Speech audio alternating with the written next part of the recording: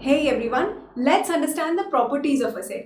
यानी कि वो क्या चार चीजें हैं जो एक असेट को असेट बनाती हैं। तो अगर आपको कभी चेक करना हो कि कोई पर्टिकुलर चीज आपके लिए असेट है भी या नहीं, तो देखना इन चारों चीजों का होना जरूरी है। कोई भी एक अगर मिसिंग हुई तो वो आपके लिए असेट नहीं होगा। सबसे पहले जरूरी है कि आपके बिजनेस का उस चीज पर ओनरशिप होना चाहिए। यानी कि एग्जाम्पल ले लीजिए, अगर एक बिल्डिंग है जिसे आपने परचेज किया हुआ था एंड उसे आपने एज अ फैक्ट्री एस्टैब्लिश कर दिया है, तो वो आपके लिए असेट हो जाएगी बिकॉज आपने उसे परचेज किया था, यू ओन इट। लेकिन अगर उसी बिल्डिंग को आपने रेंट पर लिया हुआ था, then you don't own it, तो फिर वो आपके लिए असेट नहीं है। दूसरी चीज है कि या तो वो टैंजिबल फॉर्म में होना चाहिए या फिर इनटैंजिबल फॉर्म में। टैंजिबल फॉर्म मतलब it can be touch and seen, यानी कि building, land, furniture etcetera. And intangible का मतलब which can not be touched and seen, जैसे कि पेटेंट्स, कॉपीराइट्स एक्सेट्रा। इसके ऊपर हम डिटेल में बाद में डिस्कस करेंगे। थर्ड पॉइंट है कि it should have some value, यानी कि अगर आपके ऑफिस में कोई कंप्यूटर यूज हो रहा है सपोज,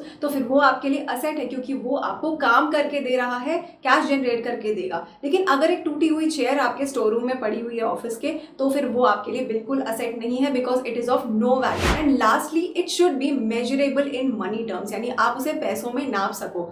फॉर एग्जाम्पल, अगर आपने एक लैंड लिया था 5 लाख रुपए का, तो आपको पता है उसकी कॉस्ट 5 लाख है, आप उसे मेजर कर सकते हो इन मनी टर्म्स।